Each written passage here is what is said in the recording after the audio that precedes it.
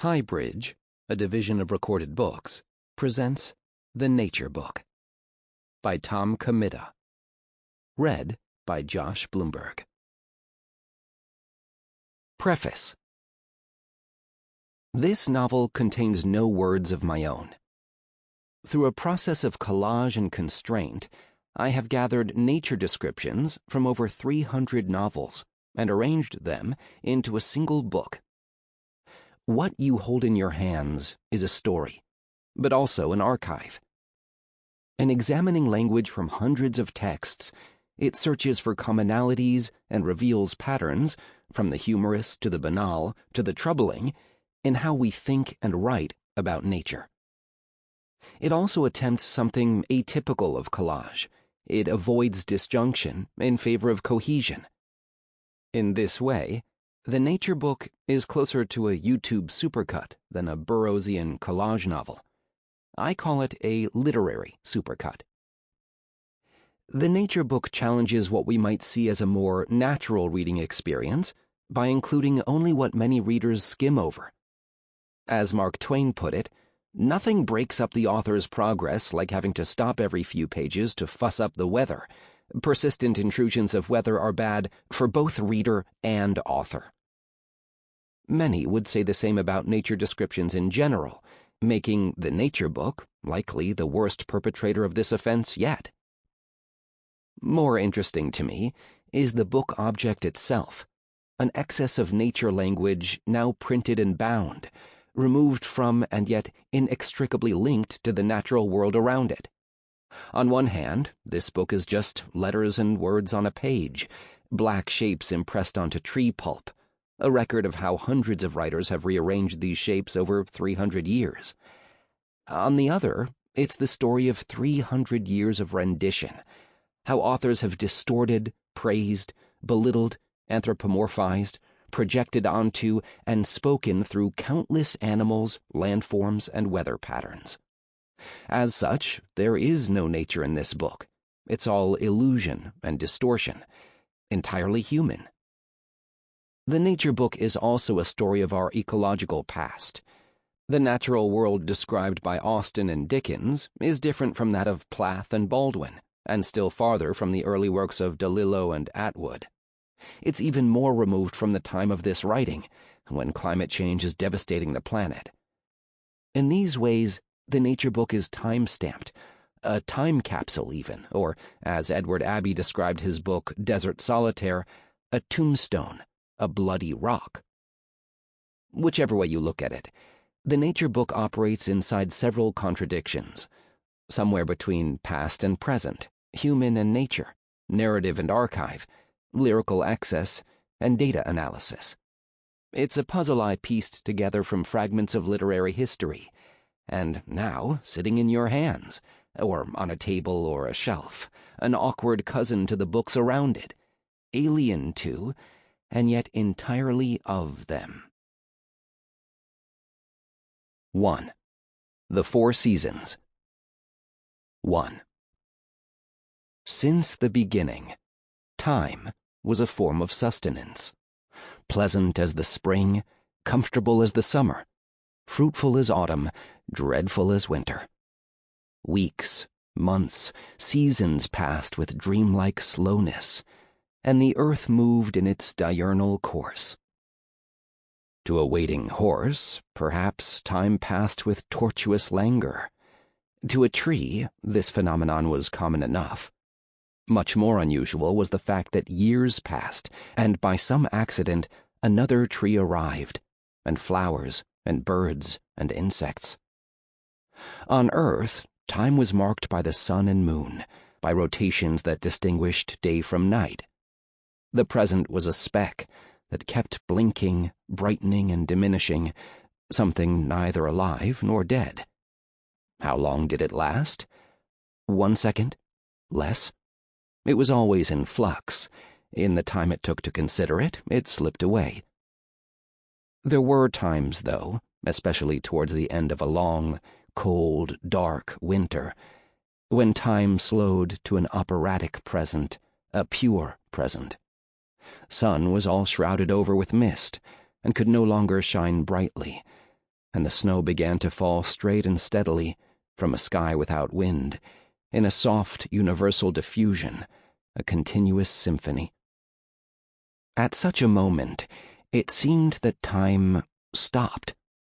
The day and the scene harmonized in accord. Words. Was it the shifting colors? The snow fell so thick that it was only by peering closely that such heavy flakes blended like the elements of color, elements that somewhere in the grid of time would recede, and show that, amid the prostration of the larger animal species, the few nearby trees and plants buried under amorphous white cloaks in winter storms, time disappeared, and it was like seeing all time, as you might see a stretch of mountains. All time. The slow passage of years, the constant alterations. It was all ephemeral, filmy, dreamy. It was the mystery of creation, the stupendous miracle of recreation, the vast rhythm of the seasons, measured, alternative, the sun and the stars keeping time, as the eternal symphony of reproduction swung in its tremendous cadences, like the colossal pendulum of an almighty machine, primordial energy flung out from the hand of the Lord God himself, immortal, calm, infinitely strong. The earth was at work, as it is always at work, and it moved slowly. 1,000 times in the future, this irresistible movement would change the aspect of the earth's surface. The mountains continued to push upward. New forming land would rise from the sea, to be weathered by storm and wind. Sometimes the sea would wash in bits of animal calcium, or a thundering storm would rip away a cliff face and throw its remnants over the shore. At other intervals, flowers would bloom, spectral substance vibrating in silent winds of accelerated time. Time-lapse of 1,000,000 billion flowers opening their heads, of 1,000,000 billion flowers bowing, closing their heads again, of 1,000,000 billion new flowers opening instead, of 1,000,000 billion buds becoming leaves, then the leaves falling off and rotting into earth, of 1,000,000 billion twigs splitting into 1,000,000 billion brand new buds. The grass would be growing and dying back to nothingness in much the same fashion. Wherever sun sunned and rain rained and snow snowed, wherever life sprouted and decayed, places were alike. Winter was long. Spring was a very flame of green. On certain spring days there was a hint of summer in the air.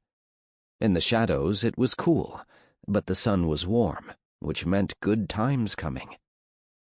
When the days were longer, when summer afternoons were spacious, laughter was on the earth. Primroses were broad and full of pale abandon. The lush, dark green of hyacinths was a sea, with buds rising like pale corn. The rich odor of roses and the light summer wind stirred amidst the trees. Flowers, acre after acre, bloomed side by side, each bathed in the sun, each held in the wind's sway, each deeply rooted in the rich, dark soil. Poppies, sunflowers, daffodils, dogwoods, tiger flowers waved in the sun, and days were bright with the colored balls of song as the birds tossed back and forth, small, unspeckled birds. These were the realities of the external world. But here, the summer before last, as time went on and each day it became hotter, the soil became drier, and much of the earth lay dried and cracked, while water which had accumulated during the rainy season remained in deeper ditches and craters. Flowers slumped and grasses bent. The ground bred all manner of insects, and the mosquitoes in particular seemed everywhere. Day after day was hotter than the day before.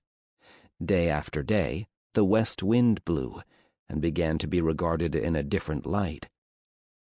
At first, nothing had been outwardly altered here, but while the summer had gradually advanced over the western fields, beyond the elms and lindens, a sluggish stream, fed from snows in the mountains 200 miles to the north, vanished completely.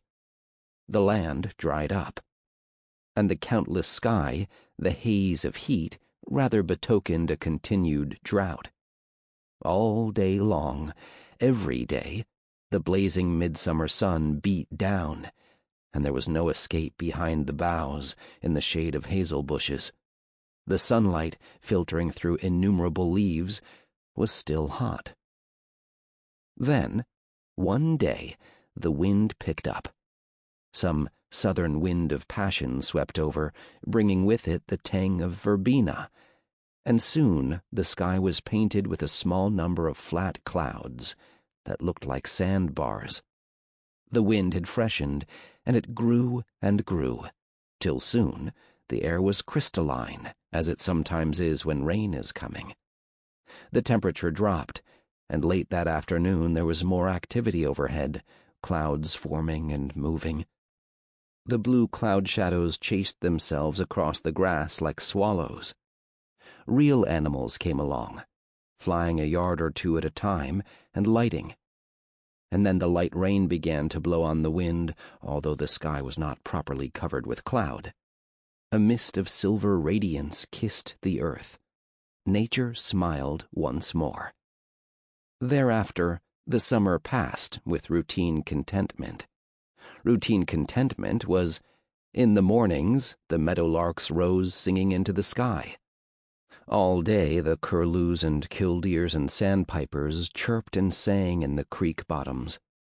Often, in the early evening, the mockingbirds were singing. And the days were bright. Trees, rich and voluptuous, waved in the sun.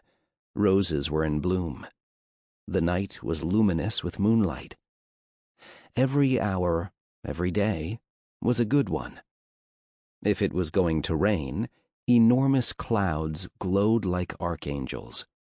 If the sun were shining through a mist, its light and glamour spread in all directions. It seemed as if a lull was here, the one solid reality. There were young colts in meadows. There were little hollows of water that caught the light and looked like precious stones scattered over the landscape. There were other comforting things. As the end of summer came near, the weather remained unusually calm. But two things saddened. 1. The air was very still. Some days, not a leaf stirred on the green apple tree. Not a single closed flower of the morning glories trembled on the vine stalk. 2. The martins were now coming and going elsewhere. Other birds in the valley were flying homeward to the south. It was strange how everything had been so full of life and funny, and in a way sad. It didn't make sense. It was during those same weeks of change, flux and reflux, that the sunsets had become almost unbearably beautiful. Watching the sky go from yellow to pink, watching flights of martins sweep low over the hills, was very pleasant. One evening, on the last day of summer, tall trees sent their shadows across the grass. The sky, as often on those summer evenings, had become a pale purple color. The few clouds glowed blue and red and mauve. By the time the sun was low on the horizon, the amphitheater of round hills glowed with sunset, the meadows golden, the woods dark and yet luminous, treetops folded over treetops, distinct in the distance. And soon the edge of the earth trembled in a darkish haze.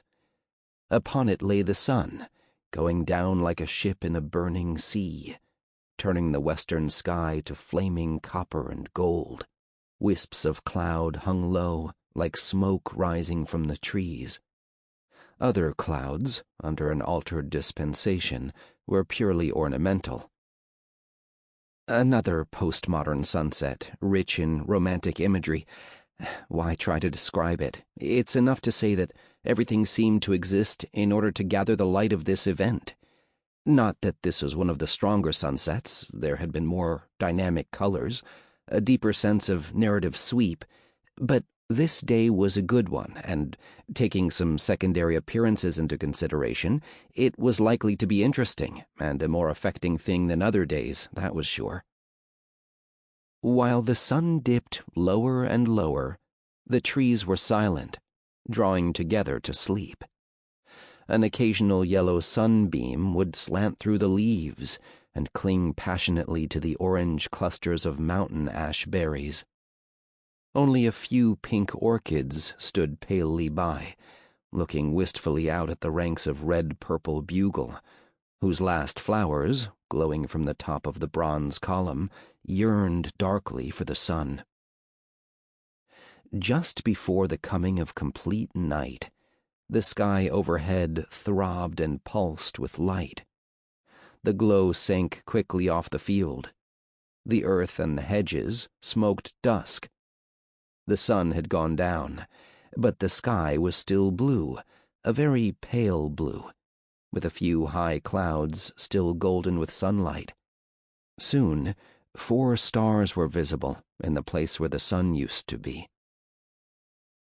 As it grew dark, there was something about the river and the good meadowland and the timber, about the clouds grinding against the mountains and the trees sticking out of the ground. Something to do with watching the sun set, watching the night build itself, dome-like, from horizon to zenith. Something special in the wind, the crickets and the birds, the stars swimming in schools through the night sky. Something special at the end of summer. A grand finale. 2. But that night, as all the lower wood was in shadow, almost darkness, night came, and nothing happened. Lightning bugs were still about. The night crawlers and flying insects had not gone wherever they go when autumn comes. Summer ended, and within a few hours the autumnal moon had risen, but not a trace of cool weather with it. At dawn, when the light summer wind stirred amidst the trees, it was the same. Trees and flowers lived under the same sky as the day before yesterday. In the grass, the faint hum of the insect, the mellow complainings of the pigeons, the contented clucking of the hens, all of these noises mingled together to form a faint, drowsy bourdon, prolonged, stupefying, suggestive of an infinite quiet, of a calm summer. By the morning of the next day, it was clear what had happened. Nature had used no subtlety at all. It was the period between seasons, when nothing was being done, when the natural forces seemed to hang suspended. There was no rain, there was no wind, there was no growth. The sun alone moved. With the same result, well, the days went along. Whole days suspended in air. Every event was measured by the emotions of the mind, not by its actual existence, for existence it had none. It was the best of times. It was the worst of times. It was the season of light. It was the season of darkness. It was the spring of hope. It was the winter of despair. Gone the reasons, gone the seasons, in the land of lost of time. It was a peculiar thing, but as the hours passed and the days passed, the nothing place began to settle. This nuisance flattened out. The light, full and smooth, lay like a gold rind over the furze and yew bushes. The trees were gorgeous in their leafiness. The warm odors of flower and herb came sweet upon the sense. All these objects under the quiet light of a sky marbled with high clouds would have made a sort of picture, a sun in a platinum haze pervading the upper edge of a two-dimensional dove-gray cloud fusing with the distant mist, a line of trees silhouetted against the horizon, and clouds inscribed remotely into misty azure, with only their cumulus part conspicuous against the neutral swoon of the background. At about the same time, the days grew short and the nights grew long. The light a little less each time. Dark at 7:30, dark at 7:15, dark at 7. The temperature dropping, the water turning cooler. Golden crystal moons rose over, blue horizons waved in the distance. Between sunrise and sunset, those autumn suns seemed to shine out somewhat brighter. A ray gleamed any morning, every morning. Fertile plains matured under the level beams. In this light, the leaves were changing, and the golds and purples of autumn mingled with the predominating green, breaking up the green monotony of summer, touching the beech trees with russet, willows with coppers and ochres. Each day and each night, the track of the golden autumn wound its bright way visibly through the green summer of the trees. Oak trees, with their leaves going burgundy, leaves that were big and floppy, a few gold or ruby red around the edges. Ashes and plane trees, whose red, brown, and yellow leaves were merging again into a flow of color. Some leaves were falling, flickering in the sunlight as they drifted downwards. As the golden summer changed into the deep golden autumn, the spirit of youth dwelt in it. All that was gracious triumphed, all red and gold, with mellow mornings when the valleys were filled with delicate mists, as if the spirit of autumn had poured them in for the sun to drain. Amethyst, pearl, silver, rose, and smoke blue, morphing gently from one shade to the next. And in the mornings, the dews were so heavy that the fields glistened like cloth of silver, and there were such heaps of rustling leaves in the hollows of many-stemmed woods. There was a tang in the very air that inspired the wind, scattering the red and yellow leaves in a whirlwind of confetti. On such a morning, nothing else would be stirring, or so it would seem. But as the dawn came on and the leaves moved overhead, gradually ears would pick out tiny rustlings in the vines nearby, where a mourning dove would call unseen, a round, clear, bouncing note, as though a soft ball had been dropped on the lowest key of a xylophone. Too, too, too, too. Another dove would answer a distance away. They would call again, closer to each other each time. Then they would emerge together from the mist, of the mist, gray, graceful, and be off together, wing to wing, like reflections of each other in a looking-glass sky. The red-winged blackbirds would wake all at once, like soldiers to reveille. They would shake themselves from the grove and swing in a glistening pack to settle in the nearby bunchberry vines, where they waited for the mist to lift from the cattails, singing incessantly, or drawing the black feathers of their wings and tails slowly through their bills.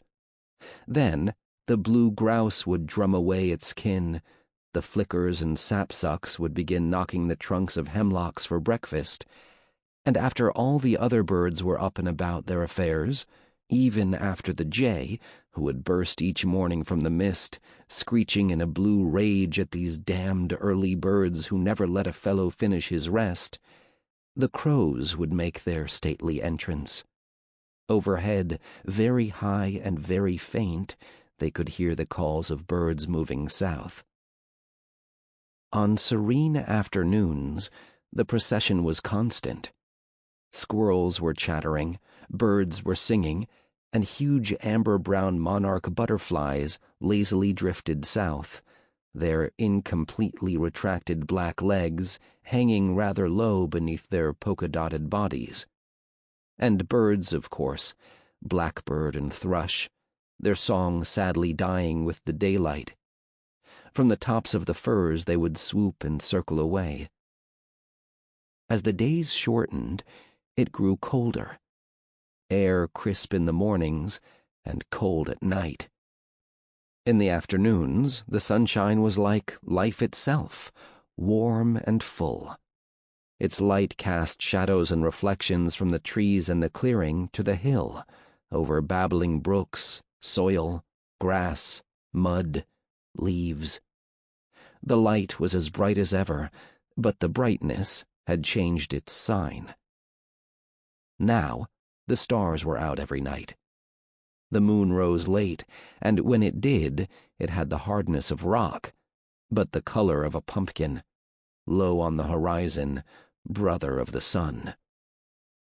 Under its light, the white mist glimmered, and chevrons of brant geese came over, sounding quite close. These phantom birds, thousands and thousands of them, wafting through the night, sailing over lakes and rivers, over dense heads of trees, past the low moo of cows calling across the meadows, under the full moon. 3. One fine morning, just before dawn, the honking faded off. A few spindled clouds smoldered and glowed a most unfiery pink. Widgeons came in low, in scrambling clusters of 6 or 7.